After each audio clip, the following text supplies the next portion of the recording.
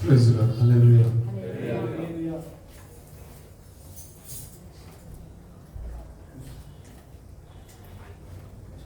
పావుగంట 9 అయిన టైము 10 నిమిషాల్లో సువార్త ముగించబడుతుంది. 9 నిమిషాలు కాబట్టి చాలా చిన్న మెసేజ్ చూద్దాం. పరిశుద్ధ గ్రంథంలో నుండి ఒక మాట మనం చూసుకుందాం.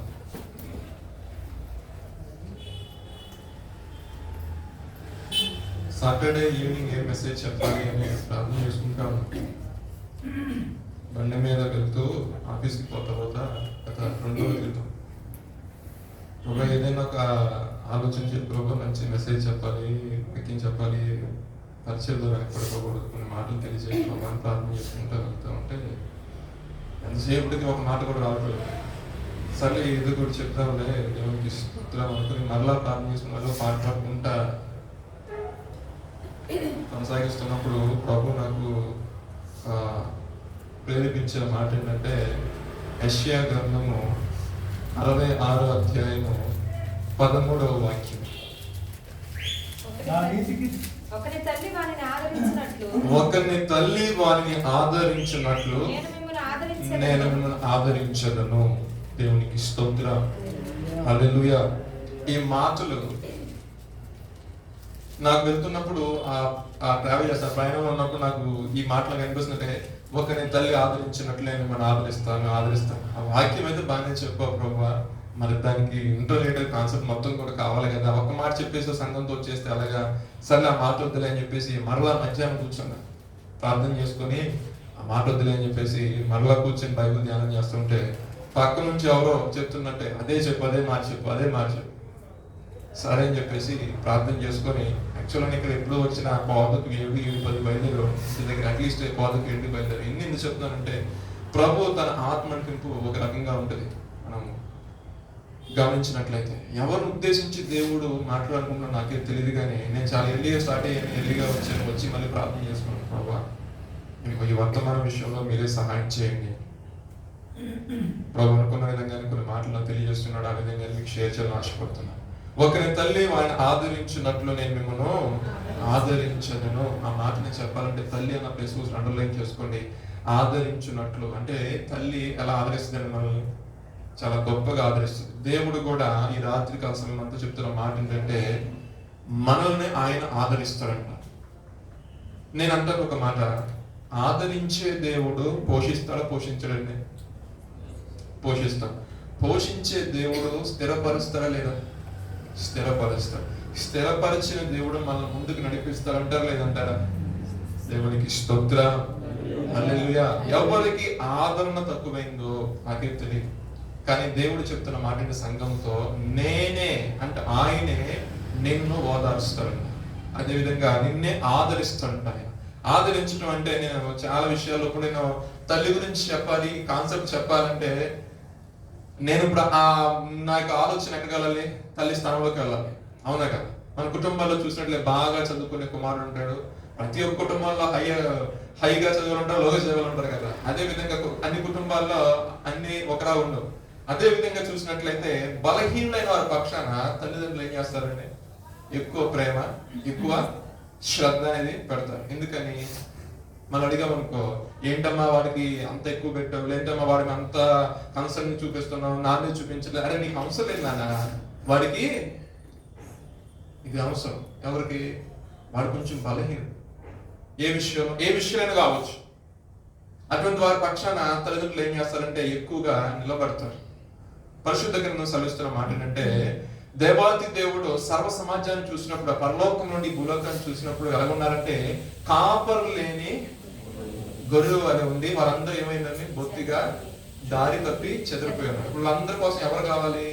మంచి కాపరి కావాలి. ఆ మంచి కాపరి ఎవరండి? ఆయన ఇంట్రడ్యూస్ చేస్తారు. నేను గొర్రెలకు మంచి కాపరిని. ఎవరు చెప్తున్నారు అన్నమాట? యేసు ప్రభు గారు చెప్తున్నారు. యేసు ప్రభు గారు వచ్చి చేసింది ఏంటి? బలహీనమైన వాటిని అంట ఆయన భుజాల పైన పెట్టుకొని నడిపిస్తాడంట. నేను చెప్తాను మాట పరిశుద్ధ గ్రంథంలో ఉన్న మాటలు. బలహీనమైన వాటి అంటే వాటి పట్ల ఏం కలిగి ఉన్నాడు? గొప్ప ఆధారం కలిగి ఉన్నాడు. గొప్ప ప్రేమ కలిగి ఉన్నాడు. అంటే తల్లిదండ్రులు బలహీనుల పట్ల, ఒక చదువుకోలేని వ్యక్తి పట్ల, లేదంటే ఏదైనా విషయంలో ఒక బిజినెస్ చేసి లాస్ అయిపోయి, లేదంటే ఒక విధంగా తన యొక్క లైఫ్ లో సెటిల్ అవ్వని వ్యక్తి విషయంలో ఎంతగానో ఆలోచిస్తాం అంటారు కదా. సెటిల్ అయిన విషయం వ్యక్తుల గురించి ఆలోచిస్తారు ఎవరన్నా? పెద్దగా పట్టించుకోరు. కానీ సెటిల్ అవ్వకుండా కొంచెం అటు ఇటు తిరుగుతున్న వ్యక్తుల మీద తల్లిదండ్రుల ఫోకస్ అండ్ తల్లి ఫోకస్ మరీ ఎక్కువగా ఉంటుంది. తండ్రి కాస్త పట్టించుకోకపోయినా తల్లి ఎప్పుడు బాధపడుతుంది. ఎవరితో ఇంటి పక్కనతో మాట్లాడేటప్పుడు కూడా నా పెద్ద కూతురు బాగానే ఉందమ్మా, కానీ చిన్న కూతురే. నా పెద్ద కొడుకు బాగానే సెటిల్ అయ్యాడు, చిన్న కొడుకే. లేదా నా చిన్న కొడుకు బాగానే ఉన్నాడు, కానీ పెద్దోడే. ఇలా ఇటువంటి కాన్వర్జేషన్ మనం రెగ్యులర్ గా మన లైఫ్ లో వింటూ ఉంటాం అంటారు కదా. కానీ మరి అటువంటి వ్యక్తులకి ఒక ఆదరణ కలిగి వాళ్ళు స్థిరపరచబడితే సంతోషం ఎవరికండి? దేవునికే కాదు. దేవునికి స్తోత్రం, హల్లెలూయా. ఈ రాత్రికాల సమయం ముందు మాట చెప్పాలని ఆశపడుతున్నా. కీర్తనకారుడైన దావీదు అంటాడు, గాఢంధకారపు లోయలో నేను సంచరించినను నీ అపాయమునకును భయపడను, నీ దుడ్డిగారి నీ దండములను ఆదరించును. అంటే ఎంత చాలా కాన్ఫిడెంట్ చెప్తున్నా మాట. అంటే గాఢంధకారపు లోయ కావచ్చు, ఇరుకులే కావచ్చు, ఇబ్బందులే కావచ్చు, కారు చీకటి లాంటి సమస్యలే కావచ్చు, దిక్కుదోచని పరిస్థితులే కావచ్చు, అయినా సరే ఆయన ఆదరించే వ్యక్తి ఎవరంటే దేవుడే. ఆయన బుద్ధిగా ఆయన దండం ఏం చేస్తుందంటే ఆ వ్యక్తిని ఆదరిస్తుంది. అదే విధంగా మన జీవితంలో కూడా, మన యొక్క వ్యక్తి జీవితంలో కూడా ప్రతికూలమైన పరిస్థితులు వచ్చినప్పుడు తలడిల్లిపోతూ ఉంటాం. ఈ విషయం తల్లిదండ్రులు చెప్పాలా వద్దా అని మనలో మనం ఏమైపోతామంటే సతమతం అయిపోతూ ఉంటాం. ఎందుకంటే ఇప్పటికే వాళ్ళు చాలా ప్రాబ్లమ్స్ ఉన్నారు. ఇప్పుడు ఈ విషయాన్ని తీసుకెళ్ళి చెప్తే వాళ్ళు ఇంకా నా గురించి ఆలోచించి ఇంకా వాళ్ళకి జీవితం నిరసిల్లిపోతుంది, ఇంకా వాళ్ళకి ఆరోగ్యాలు పాడైపోయి చాలా విషయాలు చెప్పకుండా మనం సతమతం అవుతూ ఉంటాం. అయితే ఈ ఆర్థిక ఒక మాట నేను అడుగుతున్నా, ఎవరు తల్లిదండ్రులు విడిచిపెట్టి వచ్చారు, ఇక్కడ నేను ఎవరు ఆదరిస్తున్నారు, ఎవరిని పోషిస్తున్నారు, ఎవరు కనిష్టపరులను ఉన్నావు? పరిశుద్ధ గ్రంథం సవిస్తున్న మాట ఏంటంటే చక్కటి మాట ఉంది, తల్లి అయినా తన బిడ్డను మర్చితేమో కానీ. ఎంత చక్కటి మాట ఉంది. ఈ హైదరాబాద్ ప్రాంతానికి అందరూ వచ్చి, నేను నా ఫ్యామిలీ నా కుటుంబాన్ని అంటే నా తల్లిదండ్రులు అందరూ అక్కడ నాకు ఆ ఊర్లో విడిచిపెట్టేసి నేను ఈ ప్రాంతానికి వచ్చాను. నిజంగా అక్కడంత వరకు నా కుమారుడు తిన్నాడా లేదా ఏంటని తల్లి చూసుకునేది. కానీ ఇంత దూరం వచ్చేసిన తర్వాత ఆమె ఒకటే చేయగలుగుతుంది, ఏంటండి? ప్రార్థన మాత్రమే. అవునంటారు కదా. కానీ ఇక్కడికి వచ్చిన తర్వాత ఎవరైనా ఆదరిస్తున్నారు, ఎవరిని పోషిస్తున్నారు, ఎవరు నా విషయంలో ప్రత్యేకమైన శ్రద్ధ చూపుతున్నారంటే ప్రభు చెప్తున్న మాట అంటే నేనే. దేవునికి స్తోత్రం, హల్లెలూయా. ఈ రాత్రికాల సమయం అనుకోవచ్చు, నన్ను ఎవరు అర్థం చేసుకుంటారు, నా పరిస్థితులు ఈ విధంగా ఉన్నాయి కదా, నన్ను ముందు నడిపించే వ్యక్తి ఎవరు, నన్ను ఎవరు పోషిస్తారు, నా యొక్క జీవితంలో గురి గమ్యం లేకుండా వెళ్తున్నాను కదా, నన్ను ఆదరించే వ్యక్తి ఎవరైనా ఉన్నారంటే ప్రభు చెప్తున్న మాట నేనే. దేవునికి స్తోత్రం, హల్లెలూయా. దేవుడు చెప్తున్న మాట ఆయనను ఆదరిస్తారంట, ఆయనను పోషిస్తారంట, ఆయనను నడిపిస్తారంట. ఎప్పుడు ఆయన సన్నిధికి వచ్చి నువ్వు ఆయన అడిగినప్పుడు. పరిశుద్ధ గ్రంథం లోక సువార్తలో శ్రేష్టమైన మాట ఉంది. యేసు ప్రభు వారు ఆయా ప్రాంతాల్లో సువార్త ప్రకటిస్తూ ఒక ప్రాంతానికి వచ్చినప్పుడు ఒక కుష్ఠరోగి దేవుని చూసి, అంటే యేసు ప్రభు గారిని చూసి ఒక మాట అడుగుతున్న మాట, ఆయన చూడటం ఏంటో ఫస్ట్ ఆయన చేసిన పని ఏంటంటే ఆయన ఇంటికెళ్ళి సాగిలి పడ్డాడంట. యాక్చువల్గా కుష్ఠరోగులు ఎక్కడ పెడతారండి? వాళ్ళకి ఏమైనా ఆదరించే వాళ్ళు ఉంటారా? వాళ్ళకి సహాయం చేసే వాళ్ళు ఉంటారా? వాళ్ళ దగ్గరికి వెళ్ళి కాస్త తిన్నారు లేదు పరామర్శించే వాళ్ళు, పలకరించే వాళ్ళు ఉంటారా? ఉండరు, ఎవరు వెళ్ళరు. ఎందుకంటే ఆ వ్యాధి అటువంటిది. ప్రాంతానికి, గ్రామానికి, ఏం చెప్పాలి, ఊరికి వెలుపడ పడేస్తారు అటువంటి వ్యక్తులు. అయితే యేసు ప్రభు గారి దగ్గర అద్భుతాలు జరుగుతున్నాయి. ప్రభు ఎవరిని స్వస్థపరిచారంట, రోగులకు విడుదల కలుగుతుందంట, అంటే దెయ్యం పట్టిన వాళ్ళకి కూడా దెయ్యాల నుండి విడుదల కలుగుతుందంట, చాంద్రరోగం చేత బాధపడే వాళ్ళకి స్వస్థత వస్తుందంట, ఇంకేంటి కుంటు వాళ్ళకి కాళ్ళు వస్తున్నాయంట, చెవుడు వారికి వినపడుతుందంట, గుడ్డి వారికి కళ్ళు తెరవబడుతున్నాయంట. నాకెందుకు కలగదు? విశ్వాసం చూడండి.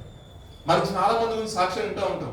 మనకు కూడా ఒక విశ్వాసం కలగాలి. ఏంటంటే నాకెందుకు చేయడు దేవుడు ప్రభు, నా పట్ల ఎందుకు కార్యం జరిగించడం? నేను అనుకుంటాను ఆ కుష్ఠరోగి ఆ మూలం కూర్చొని అలా బాధపడే కంటే ఒక్కసారి ఆయనతో మాట్లాడదాం, ఒక్కసారి ఆయన అడుగుతాం, ఒక ఆయన ఇష్టమైతే నన్ను స్వస్థపరుస్తాడేమో, ఒక ట్రై చేద్దాం, ఒక అంటారు కదా, మనం ప్రయత్నం చేర్చుద్దాం అన్నట్టు ఆయన ఏం చేశారంటే ఆ ప్లేస్ నుంచి ఫస్ట్ లేచాడండి. ఆయన స్థితి నుంచి లేచి ఎక్కడికి వచ్చాడంటే ప్రభు ఎక్కడైతే, అంటే సువార్త ఎక్కడైతే ప్రకటించబడుతుందో ఫస్ట్ ఆ ప్రాంతానికి వచ్చాడు. నేను అంటాను విశ్వాసంతో ఆ మాటలు విని ఉంటాడు. అక్కడ విశ్వాసంతో ఏదైతే జనులు స్వస్థపరచబడుతుందో అది మొత్తం చూసుంటాడు. యేసు గారు ఆ ప్లేస్ నుంచి అలా మూవ్ అవుతున్నప్పుడు ఒక మాట ఆయన ఎదురు సాగిలి పడి నమస్కారం చేసి, ప్రభువా నీకు ఇష్టమైతే శుద్ధినిగా 5వ అధ్యాయం 12వ వాక్యం ఇంటిలో చదువుకోండి. నీకు ఇష్టమైతే నన్ను శుద్ధినిగా చేయమను. ప్రభు ఏమన్నాడండి, నువ్వు శుద్ధిని అవడం నాకు ఇష్టమే అన్నాడు, అంతే. అని వెంటనే ఆయన అన్న మాటతోనే ఆ యొక్క కుష్టి రోగం ఆయన నుండి దూరంగా వెళ్ళిపోయింది. ఆ వ్యాధి నుండి ఆయన స్వస్థపరచబడ్డాడు. ఇక్కడ చూడండి, ఇక్కడ గమనించిన విషయం ఏంటంటే దేవుడు మన అందరినీ ప్రేమించే దేవుడు అండి. దేవుడు అందరిని ఆదరించే దేవుడే. బట్ మనం చేయాల్సింది ఏంటంటే ఆయన యొద్దకు మనం రావాలి. ఆయన యొద్దకు వచ్చి మన యొక్క సమస్యని, మన యొక్క ప్రాబ్లం ఏదైతే ఏ సిచ్యువేషన్ కూడా మనం వెళ్తున్నాం అది ఆయనకి తెలియదు. వెళ్ళవచ్చు, బ్రదర్ మీకు తెలియదా అంటే ఆయనకి తెలుసు. ఆయనకి తెలుసు. ఎప్పుడు చెప్పమంటారా? నువ్వు నమ్మి బాప్తిసం తీసుకొని ఆయన సైన్యములో చేర్చబడితే నేను అంటాను స్పెషల్ కన్సర్న్ ఉంటుంది అంటా నేను. ఎందుకంటే లోకంలో తిరిగేవాడి గురించి నేను పెద్ద పట్టించుకో. క్రైస్తవులుగా పిలువబడే వాళ్ళు చాలా మంది ఉన్నారు, కానీ దేవుని భయం ఎంతమందికి చెప్పండి? ఎంతమందికి దేవుని భయం? దేవుని భయం ఉన్నవాడు ఏం చేస్తారంటే శ్రద్ధగా ఆ టైం టేబుల్ ఫాలో అయిపోతూ ఉంటాడు. ఎందుకంటే అందుకు భయం లోపల. నేను ఆ టైం ప్రేయర్ చేసుకోవాలి, ఈ టైంకి నేను ఎక్కడ ఉండాలి, నేను ఇక్కడ ఈ థియేటర్ చుట్టూ ఈ యొక్క సెకండ్ సింగిల్ ఉండకూడదు, నన్ను ఎందుకు దేవుడు ప్రత్యేకపరిచాడు. సో ఆ వేలో అతని యొక్క లైఫ్ స్టైల్ ఉంటుంది. కానీ కొంతమంది ఉంటారు అటు ఇటు ఉంటా ఉంటారు. అటువంటి వారి విషయంలో దేవుడు ఏం చేస్తాడంటే కృపేస్తాడు, అంతే కృపేస్తాడు. లాస్ట్ వీక్ మనం చెప్పుకున్నాం కదా, చంపేడు ఏం చేయడు, ఏం హాని చేయడండి, జస్ట్ కృపేస్తాడు. కృప ఇచ్చేటంటే నువ్వు ఎప్పుడైనా వస్తానని వెయిట్ చేస్తూ ఉంటాడు. కానీ ఇక్కడ వ్యక్తి కూడా దేవుడికి తెలుసు ఒక వ్యక్తి వస్తాడు, ఎందుకంటే ఆయన అనాది సంకల్పం కాబట్టి. ఆయన ఒక అనాది సంకల్పం కాబట్టి ఏ ఒక్క ఆత్మ నశించుకోవడానికి ఇష్టం లేదు కాబట్టి. చూడండి, మన పత్రికల్లో కూడా అపోస్తలుడైన పౌలు గారు అంటారు, ఎంతమందికి అయితే సువార్త ప్రకటించాలో అది మేము ప్రారంభించామో, మేము చెప్తున్న మాట ఏంటంటే ఈ సువార్త ఎంతమందికి అయితే ఎంతమందికి అయితే చేరాలో అంతమందికి చేరింది. కానీ కొంతమందికి చేరాలంటే ఒక మాట అక్కడ క్లియర్ గా చేరిన అందరూ కూడా రక్షించబడ్డారు, కానీ కొంతమంది రక్షించబడ్డారంట. వాళ్ళందరూ కూడా దేవుని చిత్తంలో ఉన్నవారు. దేవునికి స్తోత్రం. ఇంకా దాన్ని మీరు రివర్స్ అర్థం చేసుకుంటే, ఎవరైనా వాక్యం వింటారు, సర్లే అనుకుంటారు, మారు మనసు పొందారు అనుకుంటారు, దాన్ని డిలే చేస్తారు, అని నెక్స్ట్ టైం ఉండకపోవచ్చు. నేను లాస్ట్ టైం ఒకసారి మెసేజ్ చెప్పాను. ఒక సహోదరి పెద్ద మీటింగ్కి వెళ్తే వర్తమానం మంచి చక్కగా డైరీలో రాసుకుంది. నేను నెక్స్ట్ టైం ఈ మెసేజ్ రేపు వచ్చి నేను బాప్తిసం తీసుకుని, ఈ రోజు బాప్తిసం కార్యక్రమం ఉందమ్మా, మీరు మారు మనసు పొంది బాప్తిసం, ఆ పాపాలు మొత్తం రాసిందట, సంతం పెట్టిన కింద నేను రేపు బాప్తిసం తీసుకున్నాను. వెళ్తే దాన్ని తెచ్చిపోయి లాగి కొట్టేసి ఆమె ఒక పాల్గొంటే బాప్తిసం తీసుకుంటే ఆమె రక్షించబడేది, ఆమె యొక్క ఆత్మ కూడా రక్షించబడేది. నేను చెప్పాల్సిన విషయం ఏంటంటే మీకు క్లియర్ గా మనము దేవుని యొద్దకి అంటే ఆయనకి మనం ఎంత సమీపంగా వస్తామో, మనలో ఉన్న బలహీనతలే గాని, మనలో ఉన్న పాపాలే గాని, మనలో ఉన్న చీకటికిలే గాని అవి అంత దూరంగా పోతాయండి. పడమటికి తూర్పు ఎంత దూరం ఉందో, తూర్పు ఎంత పడమటి ఎంత దూరం ఉందో, మీ అతిక్రమంలో దేవుడు అంత దూరం చేస్తాడు. ఆయన వీపు వెనక తట్టు భాగం చేసుకుంటారండి. ఎప్పుడు మనం ఆయనకు ముందుగా వచ్చేసి ప్రభావ ఇదిగో నా సమస్య. ఇప్పుడు చూడండి, ఈ కుష్ఠరోగంతో బాధపడే వ్యక్తి ఆ రోగంలో చచ్చిపోవచ్చు, కానీ ఆయనకు ఆశ కలిగింది ఏంటంటే ఎలాగ చస్తాను ఎట్టుకట్టు. సరే సమాజంలోకి వెళ్తే వాళ్ళు రాతో కొడతారు, ఏదైనా కానీ ముందల మట్టికి ఎవరిని కలుసుకొని ఆశతో వచ్చాడు, యేసుప్రభుని కలుసుకోవాలి, ఆయనకి నా సమస్య చెప్పుకోవాలి. అందుకని యేసుప్రభు గారు ఒక మాట అన్నారు, రోగులకి కానీ ఆరోగ్యవంతుడికి. అంటే ఆ స్వస్థత కార్యం జరిగిన తర్వాత అక్కడ శాస్త్రులు, పరిచయులు, ఇంకా యోధా జనాంగం వాళ్ళ గురించి కూడా ఒక సబ్జెక్ట్ తర్వాత చెప్తాను. ఇప్పుడు కూడా యేసుప్రభుని అంగీకరించిన జనాంగం ఉంటుంది ఇశ్రాయేల్ జనాంగంలో. ఎందుకని ఇశ్రాయేల్ ప్రజలకు ఇంత శ్రమలు, ఎన్ని ఇబ్బందులు? యేసుప్రభు గారు సిలువేయడానికి గల మూల కారణం ఎవరంటే యూదులేనా? ఏమన్నారండి? ఆయన సిలువ వేయండి, ఆ రక్తాపరాధం, ఆ భారం మొత్తం కూడా మా మీద. మరి ఇప్పుడు వాళ్ళ తోలు తీసేస్తున్నారు, కారణం ఏంటండి? ఆ పాపం వెంటస్తుందా లేదా? కొన్ని విషయాలు మనకి క్లియర్ పరిశుద్ధ గ్రంథం చెప్తున్న మాటలు, నేను చెప్పట్లా మాట. వాళ్ళకి కూడా కనిపి కలుగుతుంది. నేను తర్వాత రెఫరెన్స్ చూపిస్తాను, మీకు క్లోజింగ్ చూపిస్తాను. అయితే ఆయన దేవునికి మరింత సమీపంగా వచ్చాడు కాబట్టి ఆయన ఏ వ్యాధితో బాధపడుతున్నాడో ప్రభు దగ్గర చెప్పి, ప్రభు నీకు ఇష్టమైతే మనం కూడా ఏమంటామంటే మనము మనసులో ఉంటుంది ఒకటి అడగాలి దేవుణ్ణి అని, కానీ మనం సొంత గెలిపి నాకు ఇవ్వని అడిగే కంటే కూడా ప్రభా ఇది నీకు ఇష్టమైతే నా పట్ల జరిగించినాక అది మేలుకరమైంది అనుకోండి, 100% స్టాండ్ పడతాడు, అంతే. నీకు చూసుకునే పని లేదు. అది దానివల్ల ఏదైనా ప్రమాదం అని అనుకుని ఆగు, మరలా అడుగుతాం, బాబా ఆగరా బాబా వెయిట్ చేయి, ఆగమ్మా కొంచెం వెయిట్ చేయి. కొంత సమయం పట్టింది. ఈ సమయంలో మన యొక్క స్థితి ఆయనకు అర్థమైపోద్ది. కొంతకాలం చేస్తే కొంతమందికి అది కావాలి అనే వాళ్ళ ఇంట్రెస్ట్ అనేది కనపడుతూ ఉంటుంది. చూడండి, అది వేణుగు అంటారు, ఎప్పటి నుంచి అడుగుతుంటారు, వాడికి ఏమంటారు బాబు ముందు అంటారు కదా. ఒకసారి అడిగి వదిలేసి మరి ఉన్నదని కూడా అడిగేసి అలాగా కాన్స్టెంట్ గా కాకుండా ఎప్పటికప్పుడు మారుతున్న వారికి ఏమైనా ఇస్తారేమన్నా? దేవుడు కూడా మన పరిశీలన చేస్తాడు. కొన్ని విషయాలు కొన్ని ఇచ్చే కాడు కూడా దేవుడు ఏం చేస్తాడంటే ఆయన యందు భయభక్తి గల వారి విషయంలో మరింత పరిశీలన చేస్తాడు. ఎందుకంటే ఆ పరిస్థితిలో మనం నెగ్గాలి. అది ఇచ్చినప్పుడు, అది అంతగా మనం పొందుకున్నప్పుడు ఆ తృప్తి వేరేగా ఉంటుంది, ఆ ఆశీర్వాదం వేరేగా ఉంటుంది, ఆ దీవెన వేరేగా ఉంటుంది. అది అనేక మంది ఎదుట గొప్ప సాక్ష్యంగా ఉంటుంది. దేవునికి స్తోత్రం. హల్లెలూయా. నీకు ఇష్టమైతే నువ్వు శుద్ధించేమన్నప్పుడు ఆయన వెంటనే ముట్టిన వెంటనే ఆయన స్వస్థత ఉంది. ఈ మాట నేను చెప్పగల కారణం ఏంటంటే, రెండో మాట్లాడాను కదా, రోగికి కానీ ఆరోగ్యవంతుడికి వైద్యులు అవసరం లేదు. యేసు ప్రభువు వారు అక్కడ నుంచి చూశారండి. అక్కడ నుంచి పరలోకం నుండి చూస్తే ప్రవక్తలు పంపించాడు దేవుడు, యాజకులు పంపించాడు, గొప్ప గొప్ప రాజులు కూడా నియమించాడు. ఆయన శాసనాల గురించి రాయడానికి అందరినీ మంచి మంచి నాయకులు పంపించాడు. వీళ్ళందరూ మనం చూశారు. కానీ వీళ్ళందరూ వచ్చి ఏం చేశారంటే యేసుక్రీస్తు మార్గంలో ప్రజలే నడిపించలేకపోయారు. అంటే పాపం నుండి ఈ ప్రజల్ని వేరు చేయలేకపోయారు. ఇయో శాస్త్రం వచ్చింది, ధర్మశాస్త్రం చూడండి. ధర్మశాస్త్రం మూలంగా మన పరలోక రాజ్యం వెళ్తాం లేదు చెప్పడం మాట మళ్ళా మన మాట చెప్పండి. వెళ్తాం ఒకసారి గుడిహస్తం చూపించండి. ధర్మశాస్త్రం మూలంగా, ఓల్డ్ టెస్ట్మెంట్ లో ఉన్న ధర్మశాస్త్రం మూలంగా ఆబ్వియస్గా వెళ్ళలేము. మరి ఇప్పుడు మనం కూడా ఎవరున్నాము? దేవునికి సమీపస్తులుగా దూరస్తులుగా ఉన్నామా? మరింత దూరస్తులుగా ఉన్నామా? మనం ఆయన సమీపస్తులుగా చేయాలంటే, అంటే మనం ఇప్పుడు ఏ పరిస్థితిలో ఉన్నామో అని చెప్పాలంటే, ధర్మశాస్త్రం మూలంగా ఎవరు వెళ్తారు? ఎవరు వెళ్ళరు. ఇశ్రాయేలు కూడా యేసుక్రీస్తుని సొంత రక్షగా అంగీకరిస్తేనే ఇది సర్వ ప్రపంచం సువార్త. మేము అబ్రహాం వంశంలో పుట్టాము, లేదా మోషే మా ముత్తాత మా తాత అందరూ చెప్పుకుంటూ వస్తారు కొంతమంది, లేదంటే పలానా వ్యక్తి ఇస్సాకు మా తాత అని చెప్పుకుంటే మాత్రం పర్లోక రాజ్యాలు వెళ్తారా అంటే లేదు. అబ్రహాం వంశవాలైనా, ఇస్సాకు వంశవాలైనా, ఏ వంశవాలైనా, ఎటు నుంచి వచ్చావు నువ్వు? తర్వాత యోసేపు మరి యేసుప్రభు గారు పుట్టిన తర్వాత పిల్లలు పుట్టారు లేదా? వాళ్ళు వచ్చేసి యేసుప్రభు గారు మాకు అంతా మేము వెళ్ళిపోతామంటే యాక్సెస్ ఉన్నారు కావున ఎవరికైనా ఒకటే యాక్సెస్ ఏంటి? తిరిగి జన్మించాలి. ఒకడు క్రొత్తగా జన్మించాలంతే. నీటి మూలంగా ఆత్మూలంగా జన్మిస్తేనే, అంటే తనకున్న ఆ రోగాన్ని, ఆ పాపాన్ని అయ్యా కడిగాయి అని చెప్పి పరవైద్యుడు ఎవరో యేసుప్రభు గారి దగ్గరికి వెళ్తే ఆయన రక్తం మనం కడిగితే ఆ రక్షణ మనకు ఉంటుంది. కాబట్టి అప్పుడు మనం పరలోక రాజ్యానికి వెళ్ళడానికి యాక్సెస్. వేరే ఎవరికి కూడా క్లియర్ గా ఉంది పరిశుద్ధ గ్రంథంలో. ఒకడు క్రొత్తగా జన్మిస్తాడు. దేవునికి స్తోత్రం. అందుకనే ఆయన చూసినప్పుడు మనం ఎలా ఉన్నామంటే, ఏం చెప్పాలంటే బలహీనులుగా ఉన్నాం. ఇప్పుడు బలహీనుడికే కదా వైద్యుడు కావాల్సింది, అంతే కదండి. ఆరోగ్యవంతుడికి వైద్యుడు అవసరం లేదా? ఈ బలహీనుల ప్రజల్ని సరి చేయడానికి అనేక మంది వచ్చిన ఎవరు ఏం చేయలేకపోయారు. ఆయనే దిగి వచ్చాడు. అందుకన్నాడు, నువ్వు పాపులతోనూ సుంకరాలతోనూ కూర్చొని భోజనం చేస్తున్నాడు. అయితే చదవని 31 వాక్యం చదవను ఒకసారి. అదే లోకసువార్తలో పైన పాపులతోనూ అది సుంకరులతోనూ జ్ఞానమైన జనంతో కూర్చొని భోజనం చేస్తున్నాడు.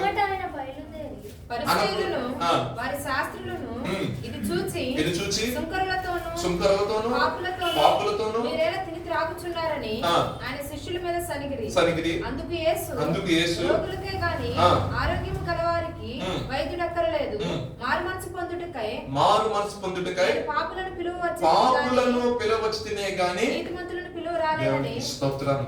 హల్లెలూయా. అయితే ఇప్పుడు పరిశుద్ధ గ్రంథం తీర సెలవిస్తున్న మాట ఏంటంటే, పాపులని, బలహీనులనే, ఇరుకులో పడి ఉన్న వాళ్ళనే, ఆదరణ లేక పడి ఉన్న వాళ్ళనే నేను పిలువవచ్చి తిని వాళ్ళని పిలిచి నేను ఏం చేస్తాను? ఆయన ఏం చేస్తాడండి? ఆయన గుణాతిశయంలో ప్రచురించే వ్యక్తులుగాను, గొప్ప జనాంగంగాను ఆయనే ఏర్పరుచుకొని మనల్ని ముందుకు నడిపిస్తాడు. ఈ రాత్రికాల సమయం చెప్పిన మాట, మనలో అనేక రకమైన బలహీనతలు ఉండొచ్చు. మనం తీసుకెళ్ళి ఏం చేయాలి? ఆయన పాదం దగ్గర పెట్టాలి. అయ్యా నన్ను కడుగు ప్రభువా, నన్ను శుద్ధినిగా చేయి ప్రభువా, నన్ను పవిత్రపరచు ప్రభువా, నీ రక్తంతో నన్ను కడగయ్యా అన్నప్పుడు ఆయన ఏం చేస్తారంటే, ప్రతి పాపం నుండి అంటాడు కదా, పాపులనే నాలో పాపం, నేను జనములైతే కరెక్ట్, నేను పాపినే. నువ్వు అన్నావు కదా, పాపను పిలువచ్చి తిన్నావు కదా, ఇక నీ ఎదురు నిలబడుతుంది. మనం శుద్ధినిగా చేయనప్పుడు తెలియని పశ్చాత్తాపం మనలో కలిగి మనం ఏం చేస్తామంటే, కన్నీటితో మనం ప్రభు యొక్క పాదాలని కలుగుతాం. నేను ఎప్పుడు చెప్తూ ఉన్న మాటే కదా, మనం ప్రార్థన చేసి మనం ముగిస్తున్నామంటే అక్కడ ఆ ప్లేస్ కూడా కన్నీటిమయం అయిపోవాలి. అది నీకు ఆశీర్వాదం, అది నీకు దీవెన. మన దోష అలాగని రాని ఏడుపు వస్తాను, రాని ఏడుపు రాదండి. నువ్వు నిజంగా ఒక మంచి మనసు కలిగి నేను ప్రభుతో మాట్లాడాలి అని నువ్వు ప్రార్థన చేస్తున్నప్పుడు ప్రభు ఆత్మను సంధించేసరికి ఒళ్ళు ఒకేసారి గదిలో వచ్చింది అంతే. అది ఎంతమందికి అనుభవం నాకు లైఫ్ లో నేను ఆత్మ ఎప్పుడో మనం తాగుతుందో మనము దాచించిన పాపాలను ఒప్పింపజేస్తుంది.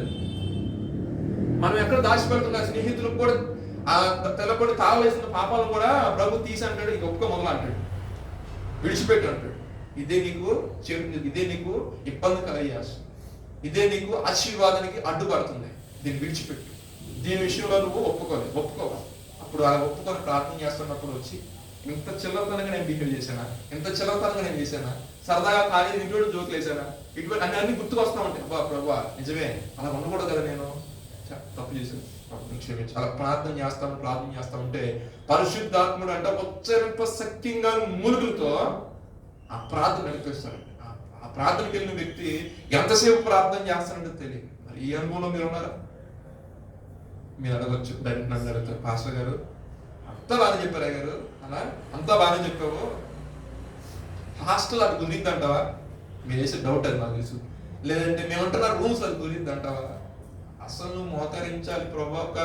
నీ మనసో తలకు పుట్టి ప్రభు దగ్గర చెప్పాలి, ప్రభా ఈ రోజు మనం కొంచెం ప్రార్థన చేసుకుందాం, రూమ్ ఎంతమంది పరిస్థితి ఏంటంటే, ప్రభు ఏం కోరుకుంటున్నావు, నువ్వు ఆయనతో కోరుకుంటున్నావు, మిగతా వాళ్ళ సంగతి ఆయన చూసుకుంటాడు, నీకెందుకు? దేవునికి స్తోత్రం. అప్పుడు రాని క్రికెట్ మ్యాచ్ ఆడుకుని వచ్చింది, ఎప్పుడు రాని ఫ్యాన్స్ వాళ్ళు కాల్ చెప్తారు, ఎక్కడికి వెళ్ళిపోయి 2 గంటలు 3 గంటలు నీకు కనపడరు. నిన్న నా పర్సనల్ లైఫ్ లో జరిగిన విషయం అండి. నేను ఏ రోజైతే ప్రభావ ప్రార్థన చేసుకున్నప్పుడు చెప్పాను వాళ్ళు ప్రభావ రూమ్ లో అనుకోవడం సరదాగా మా ఫ్రెండ్స్ అందరూ కూడా ఏమనుకున్నారంటే, అరే హైదరాబాద్ వచ్చాం కదా, ఖాళీ ఇప్పుడు ఏం చేస్తాం, హైటెక్ సిటీ చూద్దాం పోవాలి. ఉదయం పోయారు, 9:30 పోయారని టిఫిన్ చేసి నైట్ 10కి వచ్చారు. ఆ డే మొత్తం నా బాగా వచ్చింది. దేవునికి స్తోత్రం. వాళ్ళకి ఆ టైంలో ఆ స్కెడ్యూల్ బిజీ అయిపోద్ది. నువ్వు ఇష్టపడాలి ప్రభుత్వం మాట్లాడడానికి. దేవునికి స్తోత్రం. హల్లెలూయా. చూడండి, పాపులనే మారు మనసు నిమిత్తం, దేని గురించి అండి ఆ వర్డ్ అర్థం చేసుకోవాలి.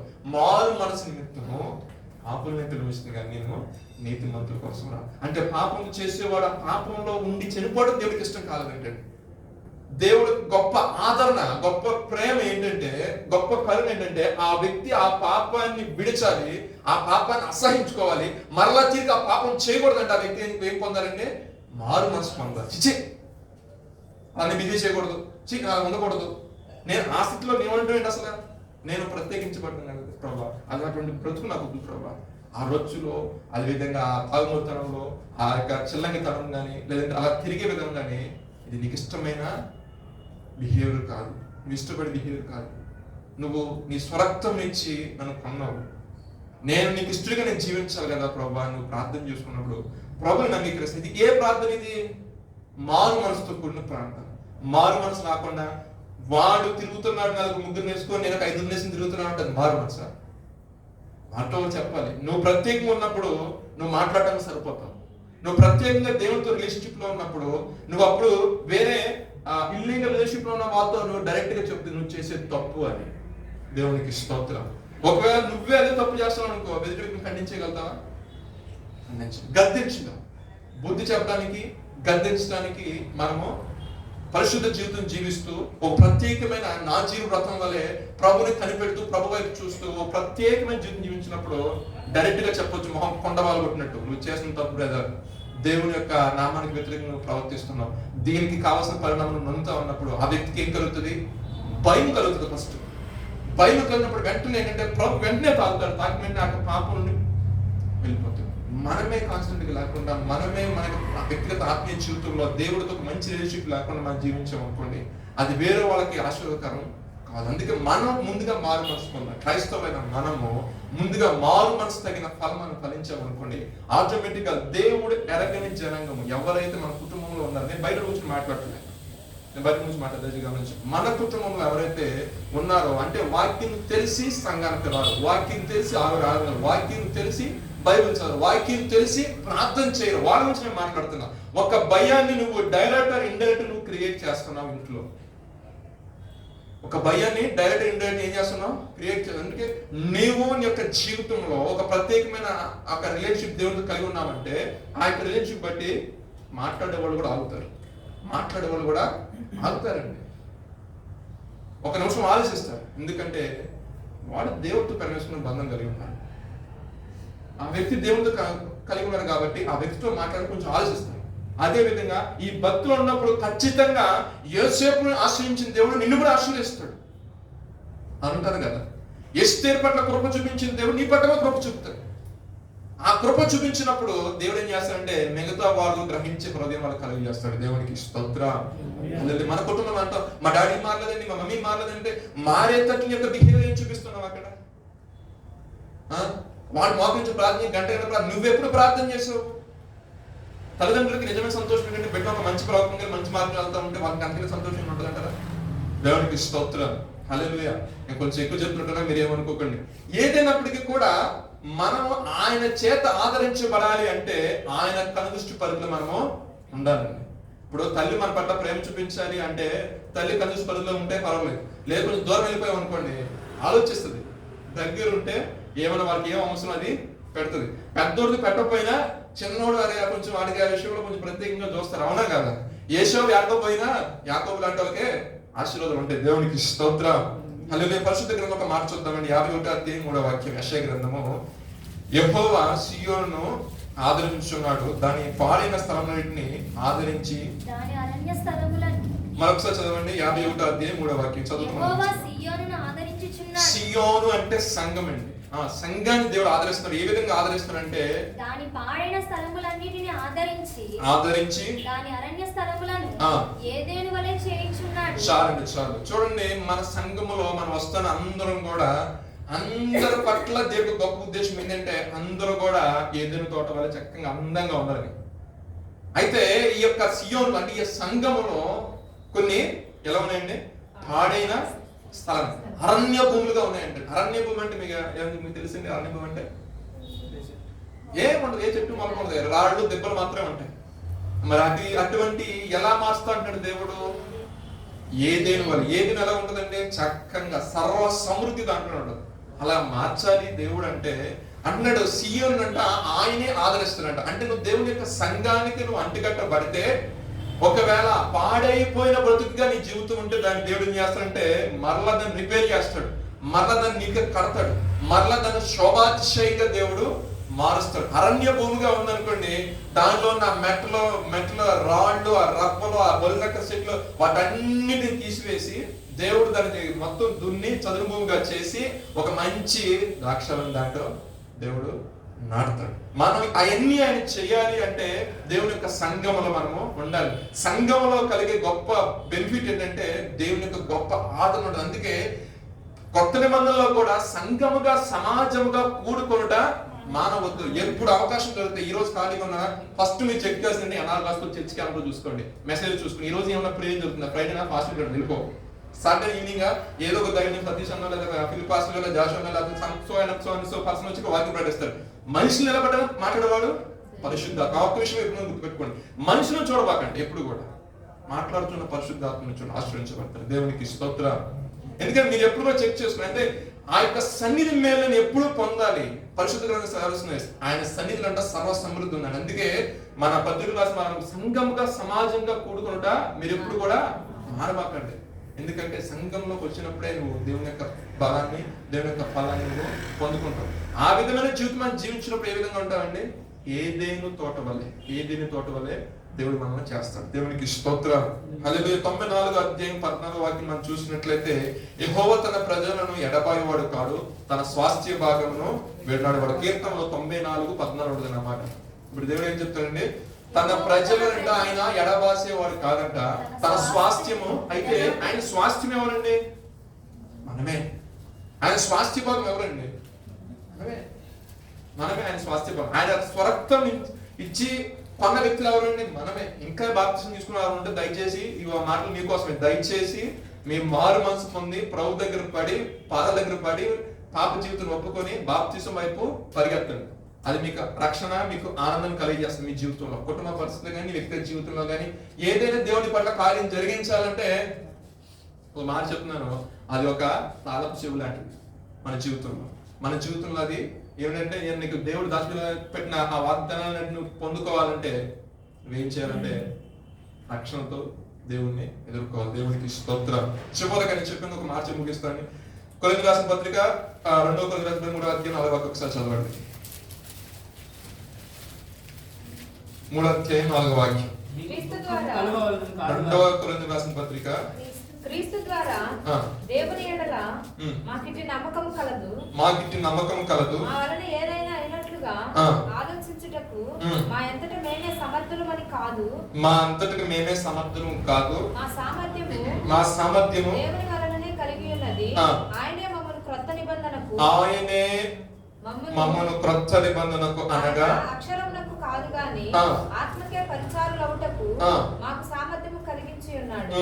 అక్షరము చంపును గాని ఆత్మ జీవింపచేయు. ఈ అక్షరము అనే మాట గురించి ఏం రాసుకుంటూ వస్తారంటే కిందకు వచ్చేసరికి ఆ అక్షరము రాతి పలక మీద రాయబడింది, శాసనం అనేది. కానీ క్రొత్త నిబంధన రక్తం చేత రాయబడింది. దేవుడికి స్తోత్రం. సో అందుకే అక్షరము చంపును, ఆత్మ జీవింపజేస్తుంది. కిందకు చదువుకుంటారండి. మరణ కారణముకు పరిచర్య రాళ్ళ మీద చెక్కబడి అక్షరములకు సంబంధించినదైనను మహిమతో కూడినదాయను. అందుకే మోషే ముఖము మీద ప్రకాశించుచుండిన ఆ మహిమ తగ్గిపోవునదైనను ఇశ్రాయేలీయులు అతని ముఖము తేరి చూడలేకపోయేది. ఇట్లుండగా ఆత్మ సంబంధమైన పరిచర్య ఎంత మహిమ గలదై ఉండును.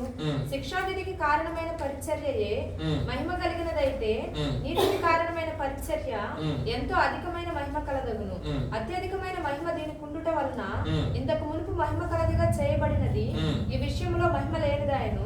తగ్గిపోవునదే మహిమ గలదై నిలిచినది మరీ ఎక్కువ మహిమ గలదై ఉండును కదా. దేవునికి స్తోత్రం. ఏమంటారు దాంట్లో? ధర్మశాస్త్రమే ఒక వ్యక్తి నీతిమంతుడిగా మార్చాలంటే ఎన్ని చేస్తుంటే, మరి పరిశుద్ధమైన రక్తం తన కుమారుని యేసుక్రీస్తు వారు ఇచ్చారు కదా, అది జస్ట్ ఎలా ఉంది, మోషే ముఖం మీద ఒక మెరుపు వచ్చిందంతే. అదే చూడకపోయారు ఇశ్రాయేలు ప్రజలు. మరి ఇప్పుడు దేవుడు సమీపించడానికి తేజస్సును తన కుమారుడు మనకి ఇచ్చేసాడు. ఆయన వెళ్తే మరి ఎవరిని ఇచ్చాడు? మనకి ఆదరణకర్తలు ఇచ్చాడు. అవునా కదా? అంటే ఆ మహిమ కంటే ఈ మహిమ అత్యధికమే కదా, అది గమనించుకోవాలి. అత్యధికమైన మహిమలు మనము నిలిచివారుగా ఉన్నాం. దేవునికి స్తోత్రం. కింద చదువుకుంటాను ఒక మాట, తగ్గిపోవచ్చున్న మహిమ యొక్క ఇశ్రాయేలు తేరి చూడకుండానట్లు మోషే తన ముఖము మీద ముసుగు వేసుకొనెను. మేము అట్లు చేయక ఇటు నిరీక్షణ గలవారమై బహుధైర్యముగా మాట్లాడుచున్నాము. మరియు వారి మనసులు కఠినములాయను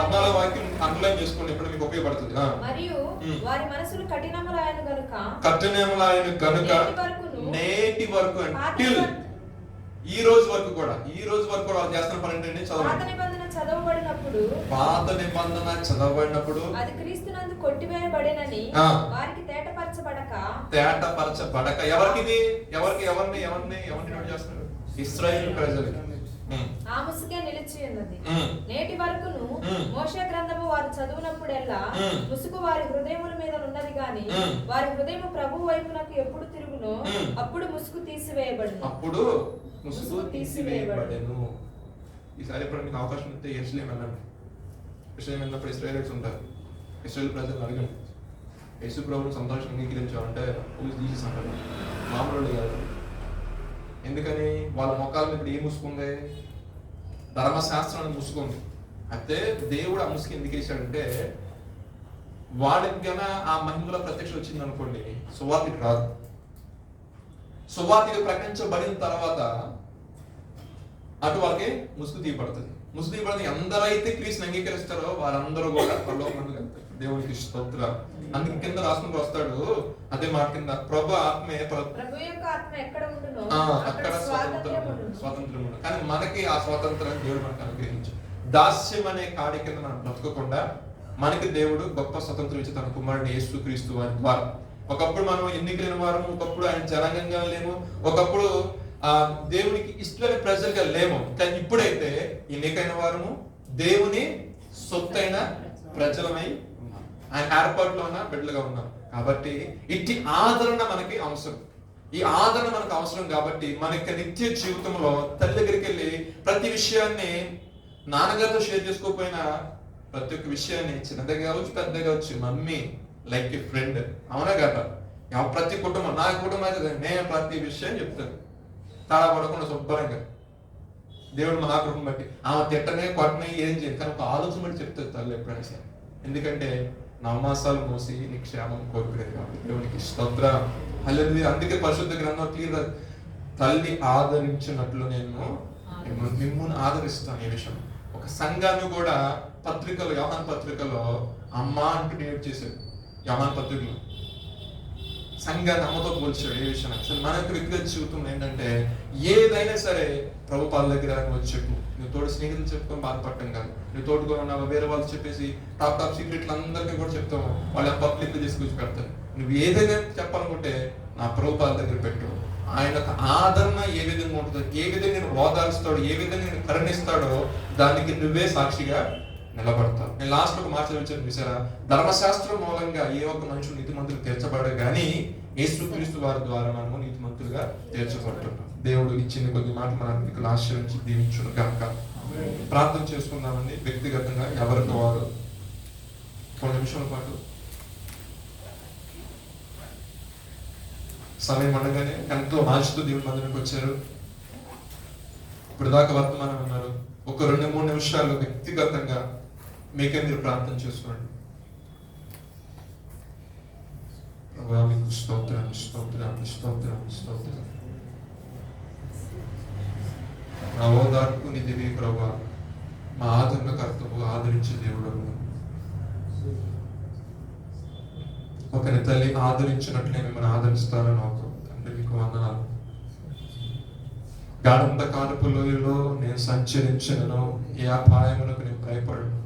నీ దుడ్డిగరయు నీ దండమును నన్ను ఆదరించని ఒక మహారాజైన దారి చెప్తున్న మాటలు ప్రభు. అయ్యా మాకు వ్యక్తిగత జీవితంలో కూడా మీ యొక్క ఆదరణ మాకు ఎంతో అవసరం ఉంది. మమ్మల్ని ప్రభా అయా ప్రతికూలమైన పరిస్థితులు కృంగదీసివేస్తున్నప్పుడు, ఎవరికి చెప్పుకోలేక తాళాడుతున్నప్పుడు అయ్యా మాకున్న ఏకైక దిక్కు ప్రభా, ఏకైక ఆధారము అయ్యా నీవే ప్రభా.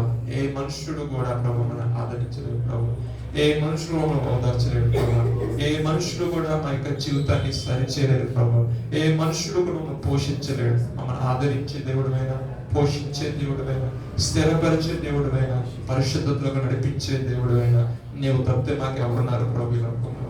అయ్యా నీ మీదే అనుకుని జీవిస్తున్నాం కదా ప్రభా. అయ్యా నిన్నే గురిగా కలిగి ఉన్నాము తండ్రి. ఈ రాత్రికాల సమయం ముందు ఓ ప్రత్యేకమైన రీతిలో ఇదిగో మీరు మాతో మాట్లాడారు. తల్లి నిజముగానే బలహీనలను గమనిస్తుంది ప్రభా. ప్రతికూల పరిస్థితిలో ఉన్నప్పుడు తల్లి కన్నీరు కారుస్తుంది ప్రభా. పరిస్థితుల్లో నా బిడ్డ గట్టెక్కాలి, ముందుకు వెళ్ళాలి, ఆ పరిస్థితుల్లో నా కుమార్తె బయటకు రావాలి, తల్లి కన్నీటితో వేదనతో ప్రభా అయా నా తల్లి గుండు బరివెక్కిన వ్యక్తిగా మారి ప్రభా నీ పాదాలు కలుగుతారు కదా ప్రభా. అయా ఇగో తల్లికి ఎంత ప్రేమ ఉంటుంది బిడ్డ పట్ల, తల్లికి ఎంత అయా నా తండ్రి, అయా నా ప్రభా ఎంత భారం ఉంటుందో ప్రభు బిడ్డ పట్ల. అయా నా తండ్రి రాత్రి కాసిన ఆమె ఆదరించినట్లు, ఆమె ప్రేమించినట్లు, ఆమె ఓదార్చినట్లు ఇదిగో నేనే మిమ్మల్ని ఆదరిస్తానంటున్నావు, ఇదిగో నేను మిమ్మల్ని పోషిస్తానంటున్నావు ప్రభా, ఇదిగో నేను మిమ్మల్ని నడిపిస్తానంటున్నావు, ఇదిగో నేను మిమ్మల్ని స్థిరపరుస్తానంటున్నావు తండ్రి. నీకు వందనాలు, స్తోత్రాలు ప్రభా. అయా నా తండ్రి అయ్యా అందరూ వెలివేసి అయ్యా అందరూ దూరం పెట్టేసిన ఊరు చివర పడి ఉన్నా సరే ప్రభా ఒక్కసారి నేను చూడాలి, ఒక్కసారి నీతో మాట్లాడాలి, తన యొక్క గోడును నీకు చెప్పుకోవాలి. అయ్యా కుమారుడు ప్రభా తల్లికి ఏ విధంగా తన బాధను చెప్పుకుంటాడో చెప్పుకో, నీకు ఇష్టమైతే అన్నాడు ప్రభా. నీ వద్దకు వచ్చి ప్రభా కుష్ఠిరోగి వచ్చి ప్రభా అయ్యా నీకు ఇష్టమైతే నన్ను శుద్ధినిగా చేయవాలి. అయ్యా ఎంతగానో తగ్గించుకున్నాడు ప్రభా, ఎంతగానో తగ్గించి నీ ఎదుట సాగిలు పడ్డాడు ప్రభా. సాగిలు పడి అయ్యా నీకు ఇష్టమైతే ఈ మనుషులందరూ విషయం, ఈ మనుషులందరూ తోసి ఒకవేళ నేను శుద్ధిని అవటం, నేను పరిశుద్ధిగా మార్చబడటం, నా యొక్క జీవితంలో ఒక సంతోషాన్ని చూసుట నీకు ఇష్టమైతే నన్ను శుద్ధిగా చేయడం వెంటనే నీ కూడా హస్తాన్ని చాపే వ్యక్తి మీరు స్వస్థపరిచారు ప్రభా. నీకు మా ప్రియులు ప్రభా అయ్యా నా తండ్రి మాట విని తండ్రి అయ్యా నీ యొక్క వర్తమానం విని అయ్యా నీ సన్నిధిలో ప్రార్థన చేసుకుని చూడగా ప్రభా వారిని మీరు మొట్టండి ప్రభా. అయ్యి అందరూ వచ్చి ఎంత మాత్రమో తోసివేసే దేవుడు కాదు ప్రభా. అయ్యా నా తండ్రి నీ పాదం దగ్గర ఉన్నారు ప్రభా, నీ సన్నిధిలో వారు మొరపెడుచుండగా ప్రభా వారి యొక్క ప్రార్థన మీరు ఆలకించండి, వారి యొక్క విజ్ఞాపన ద్వారా ఆలకించండి, వారి కన్నీటి ప్రార్థన మీరు ఆలకించండి. అయ్యా వారిని మీరు ఆదరించండి. ఇదిగో నేను మిమ్మల్ని ఆదరిస్తున్నావు కదా, అయ్యా నేను ఆదరిస్తాను ప్రభా. నీ హస్తముతో వారిని మీరు తాకండి ప్రభా. అయ్యా మీరు ఇప్పుడే తాకండి నాయన, మీరు మొట్టండి ప్రభా. ఏ బలహీన చేత వారు బాధపడుతున్నారో, ఏ రోగము చేత వారు బాధపడుతున్నారో, ఏ ఇబ్బంది చేత వారు ఇబ్బంది పడుతున్నారో ప్రభా, అయ్యా ఏ సమస్య చేత వారు నలిగిపోతున్నారో ప్రభా. అయ్యా మనుషులకు చెప్పుకోలేక, అయ్యా తోటి వారికి చెప్పుకోలేక, అయిన వారికి చెప్పుకోలేక సతమతం అవుతున్నారేమో. ఈ రాత్రి కాల సమయంలో ఆ సమస్యకు పరిష్కారం కలుగును గాక నా తండ్రి. మీ కార్యము జరిగించండి ప్రభా. అయ్యా నీ యొక్క ఆదరణ వారికి కలిగి చేయండి ప్రభా. నీ శక్తిని వారికి ఇవ్వండి ప్రభా. నీ బలం వారికి కలిగి చేయండి ప్రభా. నీ ధైర్యం వారికి ఇవ్వండి ప్రభా. నేనున్నాను ఒక ధైర్యం, ఒక భరోసా వారికి కలిగి చేయండి ప్రభు. నీకు స్తోత్రం, స్తోత్రం, స్తోత్రం, స్తోత్రం నాయనా. ఓ ప్రత్యేకమైన రీతిలో వారు మీరు మొట్టండి ప్రభా. ఆశతోని మందిరానికి వచ్చినారు ప్రభా. ఒట్టి చెట్ల వారు వెళ్ళటానికి వీల్లేదు ప్రభా. ప్రభా, నీ ఆశీర్వాదం పొందుకోవాలి ప్రభా, నీ దీవెన పొందుకోవాలి ప్రభా. ఇదిగో నేను ఆదరిస్తున్న దైవమా, వారు మీరు ఆదరించండి. ఏమీ లేక బాధపడుతున్నారో ప్రభా, అయ్యా వారి జీవితం ఏ పోషణ లేక బాధపడుతున్నారో ప్రభా, అయ్యా అందరూ జీవించడానికి జీవనోపాధి లేక బాధపడుతున్నారేమో ప్రభా, అయ్యా వారి జీవితంలో స్థిరపడలేని స్థితిలో వారు ఉన్నారేమో ప్రభా. ఈ రాత్రి కాల సమయం యేసు నామములో పరిస్థితులు మార్చబడును గాక నా తండ్రి, మార్చబడును గాక నాయనా. నీ కార్యములు జరిగించండి ప్రభు. అయ్యా నా తండ్రి, ఆశలో వచ్చి ప్రతి బిడ్డ యొక్క ఆశయం మీరు తీర్చండి నాయనా. నీకు వందనాలు, స్తోత్రాలు ప్రభా.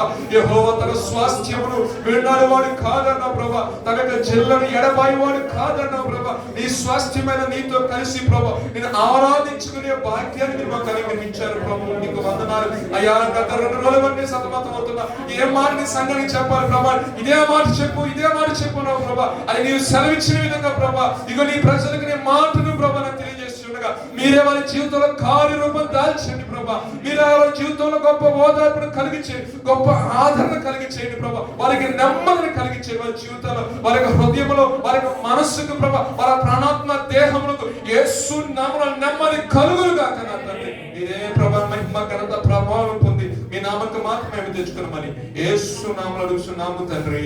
ఆమేన్. ప్రభువు పేరు అందరికీ వందనాలు.